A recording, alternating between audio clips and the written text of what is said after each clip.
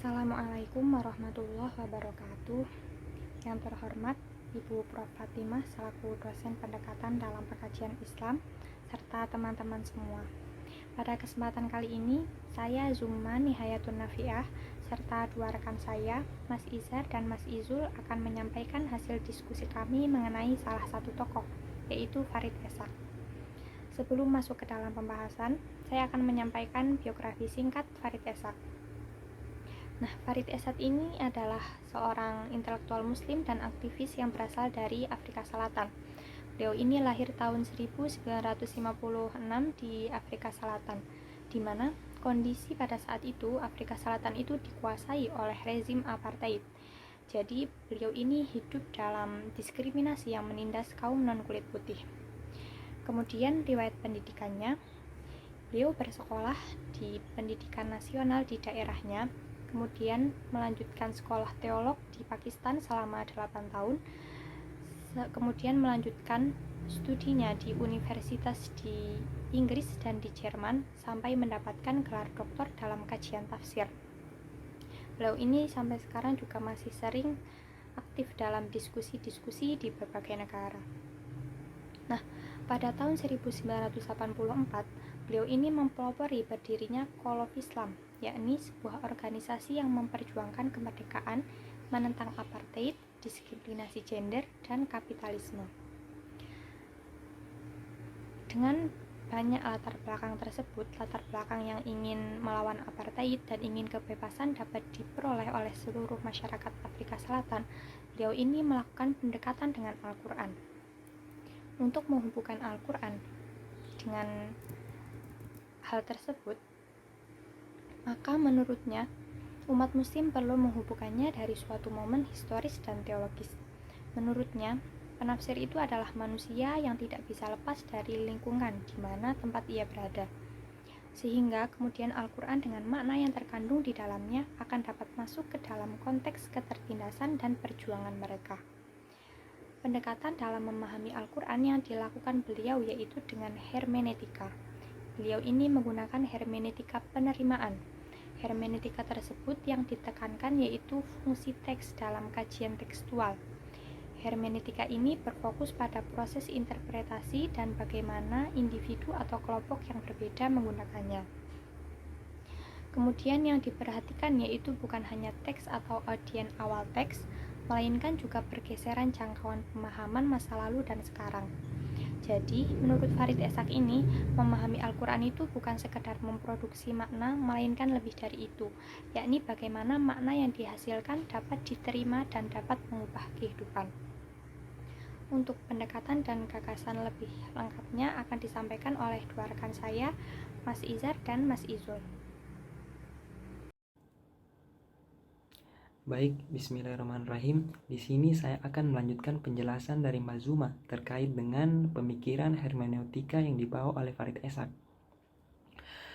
Ketika kita berbicara tentang hermeneutika Farid Esak, pasti tidak terlepas dari perjalanan hidup yang beliau jalani. Dan untuk membedah hermeneutikanya, diperlukan pengetahuan yang lebih mendalam tentang perjalanan hidupnya dan konteksnya di Afrika Selatan pada saat itu ketika beliau melawan kekejaman yang dilakukan oleh rezim apartheid pada saat itu. Menurut Esak, Al-Quran itu mempunyai signifikansi bagi masyarakat lain di luar Arab, yang mana signifikansi itu akan ditemukan ketika memahami Al-Quran yang dibawa dalam konteks lain dari konteks kelahirannya, dipahami berdasarkan konteks baru.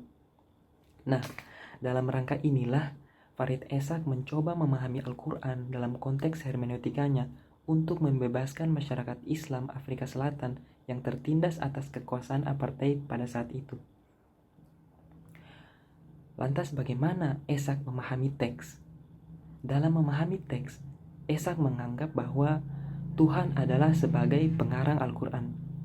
Maka ketika kita mencapai makna sesungguhnya di balik teks itu, pembaca itu harus bisa masuk ke dalam pikiran pengarang.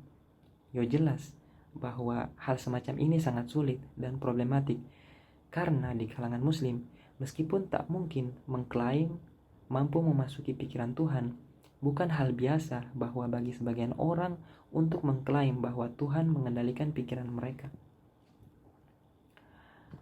Esak juga menyebut penafsir dalam bukunya sebagai a beast of many burdens atau pemikul banyak beban dalam memahami teks. Yang mana menurut Esak, seorang penafsir membawa pemahaman atau yang bisa disebut dengan asumsi awal atau dalam artian tafsir birroi tentang soal yang dirujuk teks, meskipun si penafsir tidak mengakuinya secara langsung dalam penafsirannya. Oleh karena itu, Esak menyebut bahwasanya pemahaman ini adalah syarat untuk hidup dalam sejarah yang akan berdampak pada hasil penafsiran. Menurut Esak, penafsiran itu no escape from language, history, and tradition. Bahwasanya setiap pengguna bahasa membawa pemahamannya baik secara sadar atau di luar kesadaran tentang sejarah dan tradisi. Nah, sejarah inilah yang menghasilkan makna yang selalu berproses, makna yang akan selalu berubah. Namun, betapapun hebatnya bahasa atau makna tidak akan terlepas dari yang namanya kekurangan. Sehingga Esak mengaitkan istilah ini ke dalam Al-Quran yang menganggap hasil penafsiran tidak akan terlepas dari bahasa, budaya, dan tradisi. Esak pun setuju dengan pernyataan orientalis bahwasanya setiap penafsir ketika mendatangi teks dengan membawa sejarah kompleks yang disebut dengan tradisi, tidak mungkin lepas dari tradisi, seperti halnya tidak mungkin lepas dari sejarah dan bahasa.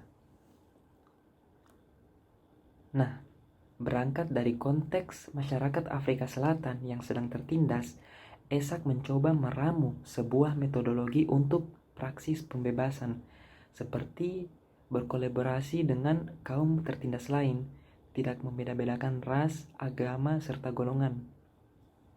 Hermeneutika Farid Esak ini tidak lahir dengan sendirinya, tapi masih dipengaruhi oleh pemikir-pemikir sebelumnya seperti hermeneutika milik Arkon dan Fazlur Rahman. Namun di sini Farid Esak menawarkan 6 kunci-kunci penafsiran, antara lain ada tauhid, takwa, nas, mustad'afun, al-adl, dan qis serta jihad, yang mana Esak menempatkan posisi sentral penafsiran pada teks tertentu dan responsinya terhadap tanggapan audiens, dan yang paling penting menentukan relevansi teks dalam konteks kontemporer, sehingga ditemukan makna baru yang dibutuhkan, yaitu makna baru yang sesuai dengan kebutuhan konteks tertentu. Dalam memahami Al-Quran, Esak menggunakan metode hermeneutika yang terpengaruh oleh Fazlur Rahman dan Muhammad Arkon. Meskipun Esak juga dalam bukunya yang berjudul Al-Quran, Liberalism dan Pluralism ini itu mengkritik mereka berdua. Esak di sini mencoba mengkolaborasi kedua pemikiran tersebut sehingga membuahkan sebuah konsep hermeneutika mapan dalam memahami Al-Quran. Seperti halnya ketika Esak memakai teori double movement-nya milik Rahman, Esak mengatakan bahwasanya dalam merespon realitas terdapat 2 pergerakan. Gerakan yang pertama memahami Al-Quran dalam konteksnya yang tepat, yaitu perjuangan Nabi dan latar belakang perjuangan itu. Dan pergerakan yang kedua memastikan bahwa kesatuan dasar Al-Quran itu mengalir melalui semua usaha interpretasi dalam pengimplementasiannya tentang situasi masa kini. Kemudian Esak juga memakai metodologi yang disebut oleh Muhammad Arkon regresif progresif, yang mana salah satu jalan untuk mencapai semuanya ialah dengan menafsiri Al-Quran yang dihubungkan dan diperiksa maknanya di dalam konteks sejarah, agar kemudian proses pemahaman berjalan di dalam sebuah konteks personal dan tuntutan sosial yang muncul di masa kini, yaitu dalam konteks perjuangan dan penindasan. Dengan demikian, Al-Quran harus dibuat bekerja kembali supaya mendapatkan makna kontemporer dan kontekstualnya. Ya, perkenalkan, nama saya Nova Izul Umam.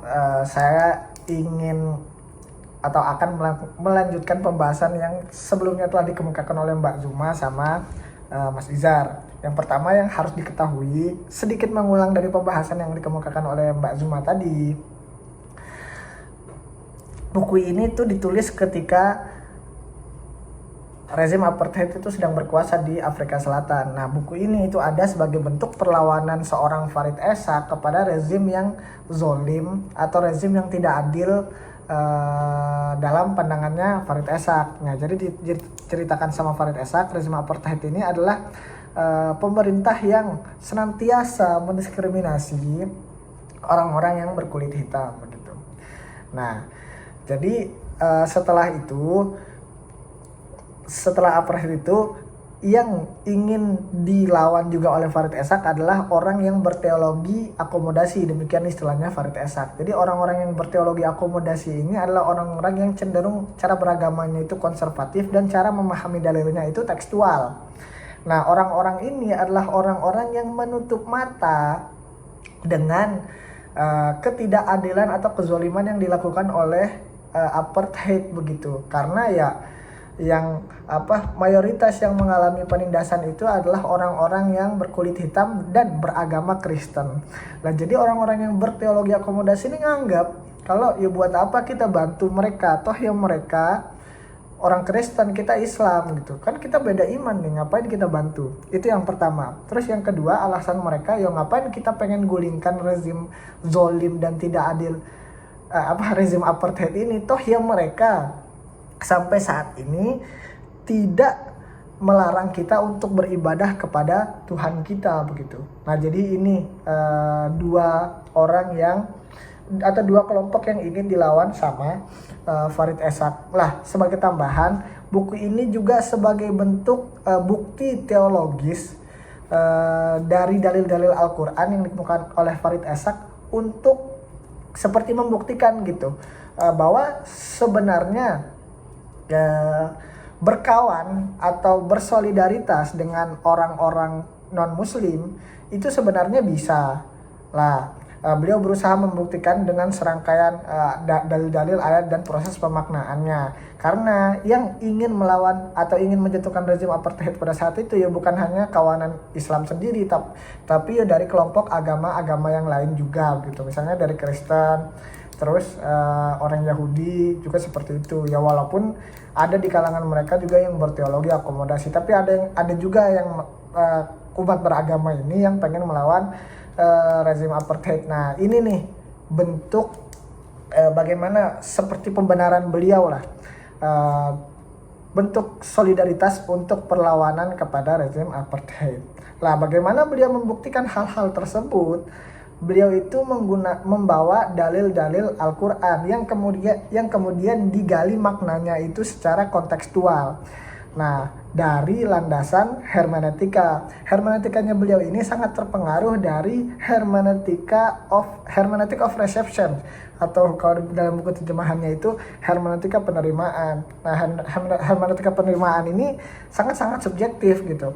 Karena dalam pandangan hermeneutic of reception itu bisa dikatakan satu teks bisa bernilai kalau teks itu bisa menyelesaikan permasalahan yang terjadi di konteks saat ini begitu. Jadi ketika seandainya ada teks Al-Quran, ada ayat Al-Quran, tapi ayat itu ditarik maknanya secara tekstual gitu. Kemudian terjadilah penafsiran. Ketika penafsiran itu sama sekali tidak bisa memberikan impact atas masalah yang terjadi pada konteks, atau dalam hal ini adalah Afrika Selatan, maka penafsiran ini nih nggak bernilai ya begitu. Nah, jadi beliau ini ingin bagaimana penafsiran itu memiliki impact positif atas permasalahan yang sedang terjadi di Afrika Selatan. Nah, dalam hal ini adalah permasalahan tentang ketidakadilan rezim apartheid, penindasan, terus ketidaksetaraan antar suku, terus penindasan gender dan segala macam. Nah, jadi beliau nganggap kalau ingin teks itu bernilai, berarti kita itu harus mengemukakan maknanya supaya bisa mengatasi permasalahan yang terjadi. Nah, begitu. Tapi hermeneutika penerimaan ini, setidaknya dalam bahasan buku ini ya, hermeneutika penerimaan itu tidak menggunakan metodologi khusus. Nggak ada metodologi khusus dalam hermeneutic of reception ini dalam menggali makna Al-Quran. Lah untuk itu beliau itu berusaha menggali makna Al-Quran dengan dengan atau bahasanya itu terpengaruh menggali makna Al-Quran itu. Beliau tuh terpengaruh dengan dua tokoh hermeneutik dalam Islam. Yang pertama adalah Fazlur Rahman, kemudian yang kedua adalah Muhammad Arkun. Ini sebagaimana yang tadi dijelaskan sama Mas Izar. Tapi dua tokoh ini nih tidak serta-merta ya diceritakan begitu saja. Dua tokoh ini dikritik sama Farid Esak. Nah, kalau dalam sepembacaan kami, dua tokoh ini dikritik karena mereka dianggap oleh Farid Esak terlalu naif ketika ingin mengemukakan satu makna yang objektif gitu. Ya mungkin karena Farid Esak ini sangat terpengaruh sama hermeneutic of reception yang sangat subjektif tadi itu. Nah, jadi mungkin Farid Esak ini menilai ya untuk apa kita ingin menggali makna yang objektif, toh ya tidak bisa menuntaskan masalah yang terjadi di dalam konteks kita ini. Namun begitu, metode hermeneutik dari Fazlur Rahman dan Arkun ini itu tetap digunakan tetap digunakan oleh Farid Esak ketika beliau itu ingin menggali makna dari ayat-ayat Al-Quran. Ya, beliau hanya mengkritik tujuannya saja, ya untuk apa gitu. Objektif, hal-hal yang objektif seperti itu. Nah, jadi kemudian beliau tuh membahas tadi sebagaimana yang sudah dibahas sama Mas Izar, antara Fazlur Rahman dan Arkun. Nah, ketika setelah menerangkan dua pandangan ini, tibalah beliau itu mengemukakan, nah dari dua tokoh ini kita tuh bisa ngambil ada tiga unsur intristik dalam hermeneutika. Yang pertama adalah teks dan pengarang, yang kedua adalah penafsir, terus yang ketiga adalah aktivitas penafsiran. Nah, tiga unsur intristik ini kemudian akan melahirkan hermeneutika baru yang diusung secara ini oleh secara orisinal gitu atau origin ya, maksudnya usungan hermeneutika dari Farid Esak. Nah, namanya ini ya istilahkan dengan hermeneutika pembebasan. Hermeneutika pembebasan kalau dalam bahasanya Farid Esak adalah suatu yang bekerja ke arah pembebasan agama dari struktur serta ide sosial, politik, dan religius yang didasarkan pada ketundukan yang tidak kritis untuk pembebasan seluruh masyarakat dari segala bentuk ketidakadilan dan eksploitasi ras, gender, kelas, dan agama. Nah, jadi untuk memahami untuk menerapkan atau untuk menggali makna Al-Quran dengan metode hermeneutika pembebasan ini dibutuhkan kunci-kunci hermeneutika begitu. Kalau dalam pandangannya Farid Esak ini, kunci hermeneutika ini untuk atau perangkat untuk memahami Al-Quran. Adapun kunci-kunci hermeneutika adalah yang ini, pertama takwa, yang kedua tauhid. Nah, kunci yang pertama dan kedua ini digunakan sebagai lensa teologisnya, jadi renungan teologisnya. Terus yang kemudian yang kedua adalah An-Nas dan kaum tertindas. Kalau dalam bahasanya Farid Esak sebagai penetapan lokasi aktivitas interpretatif kami.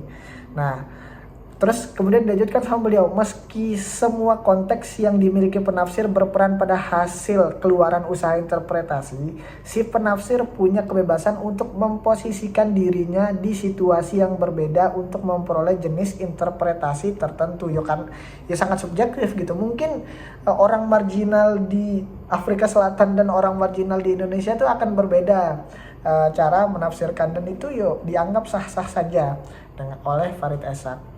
Terus yang kemudian dua kunci terakhir adalah keadilan, terus jihad.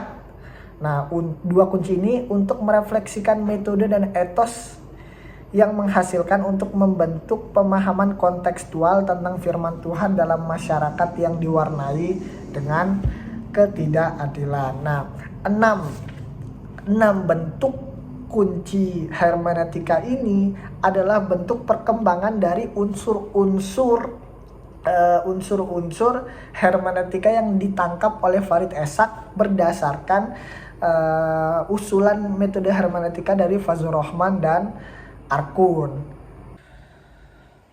Demikian pembahasan kami kali ini, lebih kurangnya mohon maaf. Mungkin jika ada pertanyaan atau komentar, kritik begitu, mungkin kita akan diskusikan di kelas. Demikian, Assalamualaikum warahmatullahi wabarakatuh.